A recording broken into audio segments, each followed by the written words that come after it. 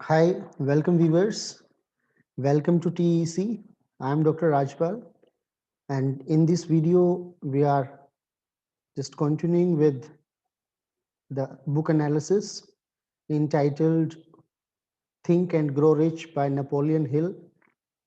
So, I would like to repeat one thing here, that as the first chapter started with one quotation that was neglecting to broaden their view has kept some people doing one thing all their lives. So this chapter begins with the quotation, and the quotation is, both poverty and riches are the offspring of the thought.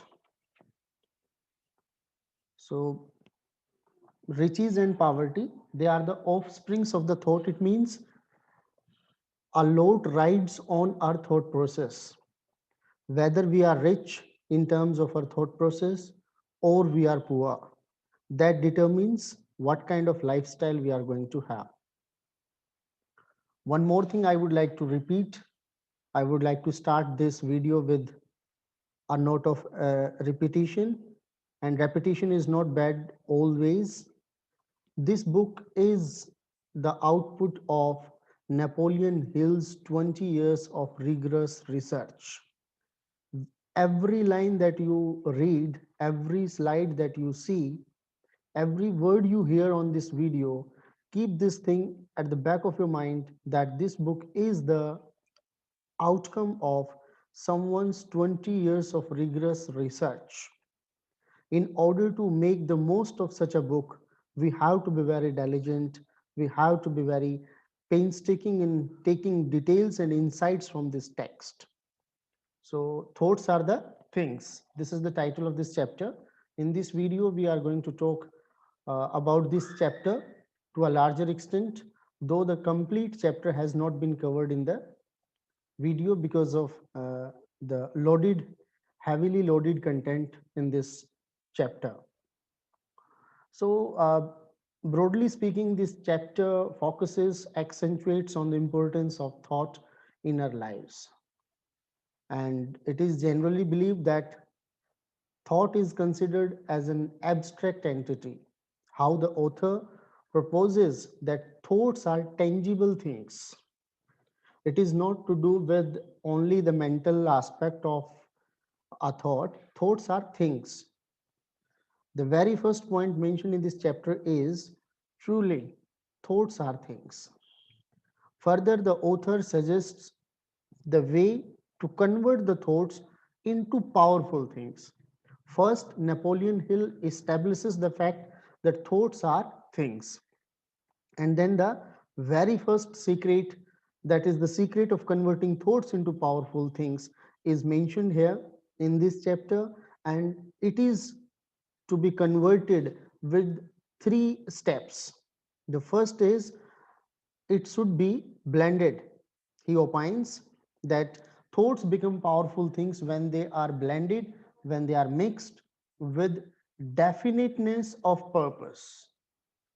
Definiteness of purpose. Your purpose should be definite. You should map out what is your intention, what is your aim, what is your thought. You should not toy with the ideas. Most of us have this habit of toying with ideas. We think that this way I can do this way I can do this, that way I can do this, that way I can plan it. But we end up toying with ideas. So just you need to shun away this approach of toying with the ideas, and you should give some sort of definiteness to your purpose, your thought. Number two is persistence, continuance, and burning desire for their translation into riches or other material objects.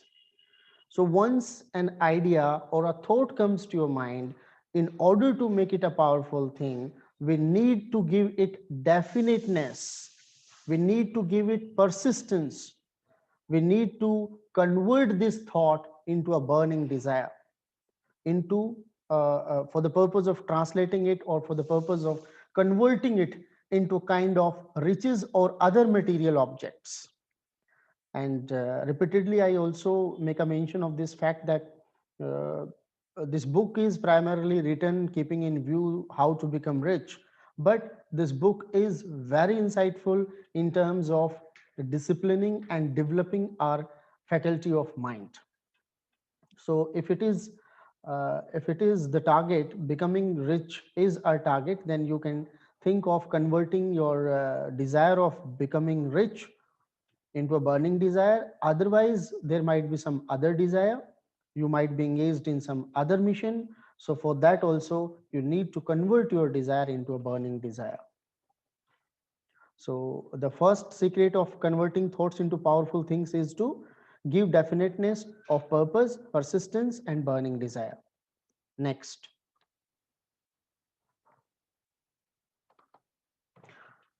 the inventor and the tramp.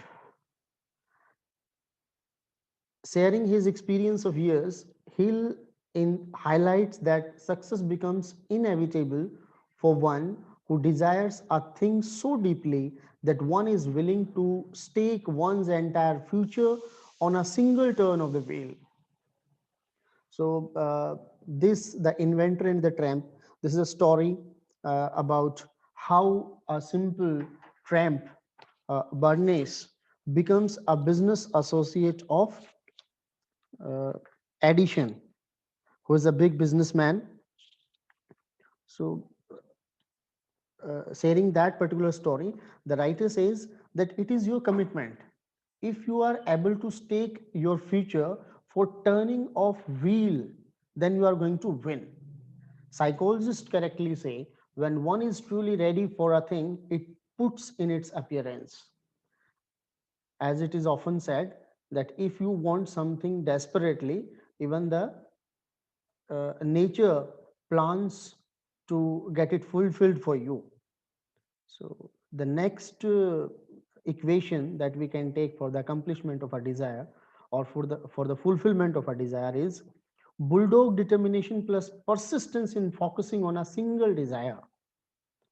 The point is we have multiple of desires, as goes a popular Urdu uh, couplet, हजारों ख्वाहिशें ऐसी कि हर ख्वाहिश पे दम निकले, बहुत निकले मेरे अरमा फिर भी कम निकले. So we have this multiplicity of desires, and the fulfilling of one deems to be the end of the world, but we are not disciplined in terms of our desires. Even we keep mixing our desires, one desire, the associated desire, then the focus turns from the main desire to the associated desire, and then the allied desires. So we need to focus on one single desire. We need to ask ourselves, what you want, man? First of all, we need to ask ourselves, what is our desire?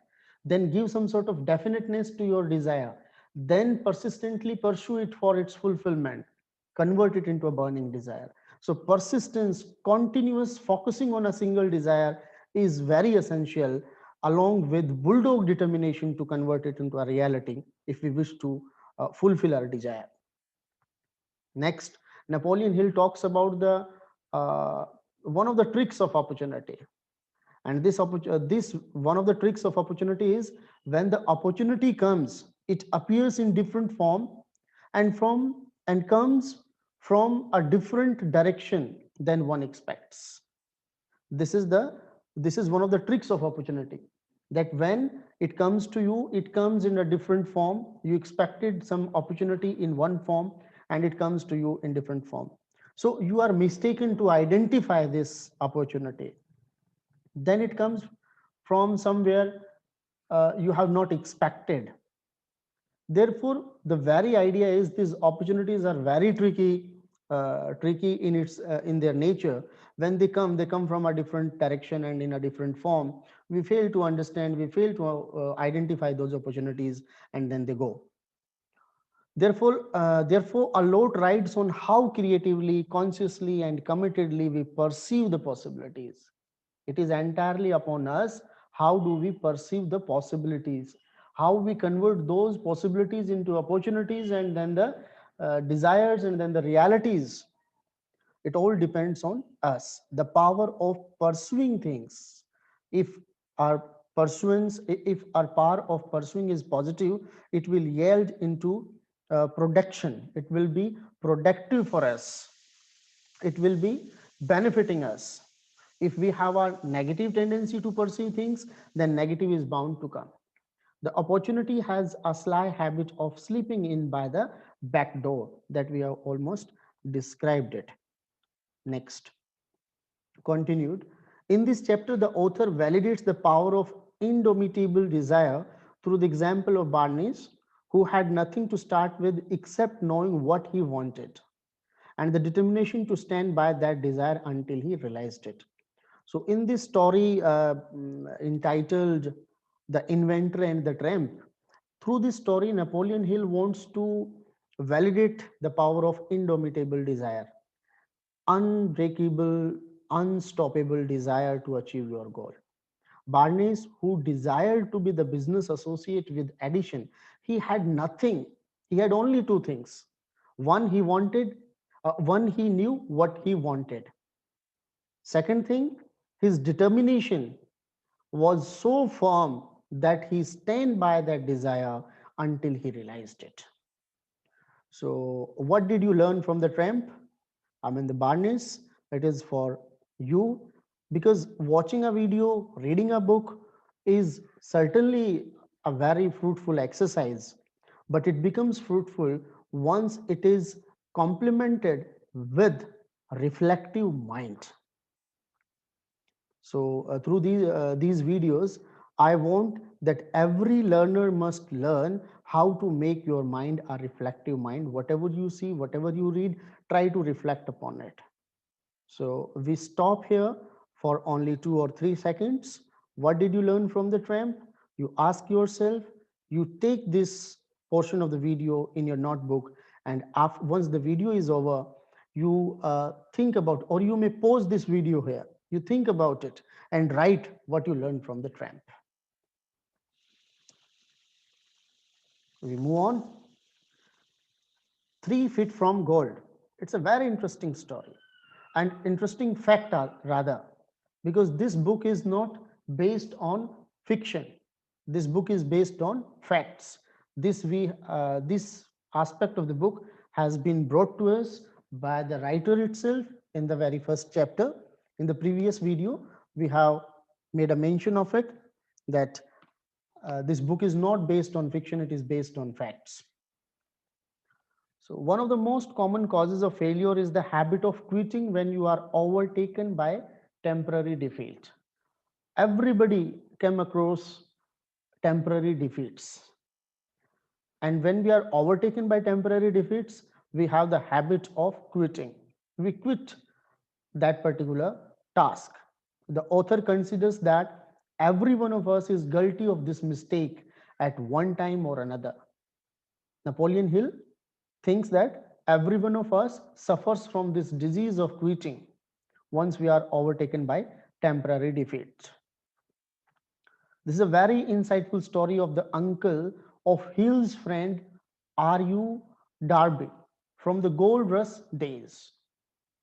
Darby's uncle was caught by gold fever and he went west to Colorado to dig and grow rich. The author sympathizes with his friend's uncle for not having heard that more gold has been mined from the thoughts of man than has ever been taken from the earth. So, our mind is the most fertile soil from where we can mine gold or any nice thing. After weeks of labor, Darby's uncle is rewarded by the discovery of the shining ore. He needed machinery to bring the ore to surface. Quietly, he covered up the mine and returned to his home in Williamsburg, Maryland. This is a very wonderful story. I would be narrating the story in Hindi as well, but let me first complete the story in English so that it is convenient for the viewers who are comfortable only in English. Next. Having arranged machinery with the help of friends and relatives, the uncle comes back to the mine. U.R. Darby also joins his uncle. The first car of ore was mined and shipped to a smelter. The returns proved they had the richest mines in Colorado. Down went the drills, up went the hops of Darby and his uncle. Then the vein of gold all disappeared. They tried their level the best, but to no avail. Finally, they decided to quit. They sold the machinery to a junkman for a few $100s. The junkman called in a mining engineer to look at the machine, to look at the mine and do a little calculating. The engineer advised that the project has failed because the owners were not familiar with the fault lines. The engineer's calculations showed that the vein would be found just 3 feet from where the Darbys had stopped drilling, and that is exactly where it was found. See how unfortunate Darbys are, and how lucky is this junk man. The junkman took millions of dollars in ore from the mine because he knew enough to seek expert counsel before giving up. So, seeking expert counsel before giving up is another secret of success that might be clicked upon before quitting. Long afterward, Mr. Darby recouped his loss many times over when he made the discovery that desire can be transmuted into gold. Darby became one of a small group of men who sell over $1 million in his life insurance annually. Darby procured stickability to the lesson he learned from his quitability in gold mining business. These are the two terms which needs our utmost attention, and rather these words should be the take homes from this talk. Stickability, the ability to stick to some idea or to stick to some project, to adhere to some project, the capacity to stand there amid the hardships. And quitability, though it's not an ability, but you can call it the ability to quit from a project. So Darby procured this stickability, he procured this power to stick, to adhere to the idea that he learned from his quitability. So these are the abilities, the ability to stick and the ability to quit.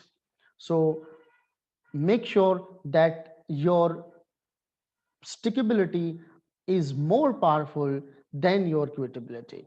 You must work on maximizing your stickability and minimize your quitability. Before success comes in everyone's life, that person is sure to meet with much temporary defeat and perhaps some failure. When defeat overtakes a person, the easiest and most logical thing is to do is to quit. And this is logical from the perspective of the person who is overtaken by a defeat. Earlier failure brings with it the seeds. Every failure brings with it the seed of an equivalent success. But again, it all depends on us. How do we see it?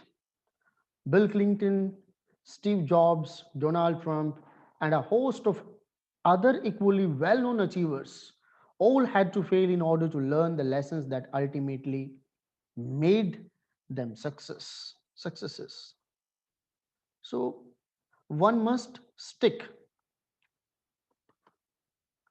Every one of them was a failure, but none of them was defeated.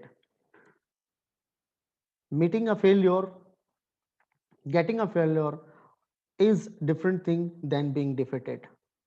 If you are defeated, if you feel defeated, then you quit. Failures are just practice sorts.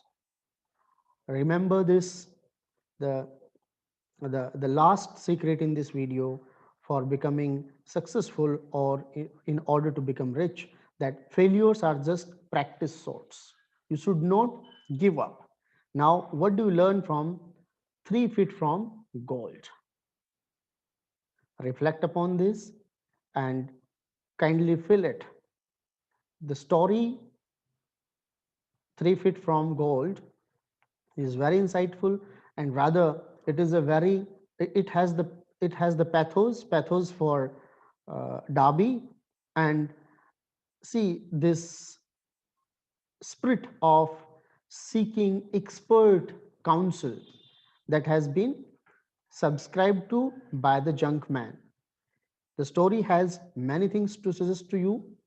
Reflect upon it and make some resolutions after each slide, because these slides, this book will give you tremendous opportunities to work upon you, to improve yourself, and for that matter you need to have certain points with you, certain points with you. If you write them down, writing has a powerful effect upon your psyche. So it is not that you have seen the video and that's it. You make certain resolutions. You, while watching these videos, you will get so many triggers, you would get so many of your problems identified. So some of your problems, you, for example, you may be suffering from the problem of quitability. You must have in life you must have quitted so many projects. So by reading this, you may identify that you are suffering from quitability. So the solution is stickability for you. You might be having some sort of reckless adventurism. So by listening to this story, 3 feet from gold, you may be identifying that you are such a person who does not, or who does, who never seeks expert counsel. So after watching this video, you might be thinking of taking some expert counsel. So there are number of possibilities that you can learn from these videos. So keep writing, keep preparing your own notes while watching these videos will help you. I would be waiting for your questions in the comment box. If you have some questions, kindly type them in the comment box. If you like the video, please like it, share it, because all of us are engaged in this noble cause of dissemination of knowledge. And if you have not subscribed to my channel, in order to see all further videos on this book and many more, without wasting even a single second, I would request you to subscribe TEC. Thank you.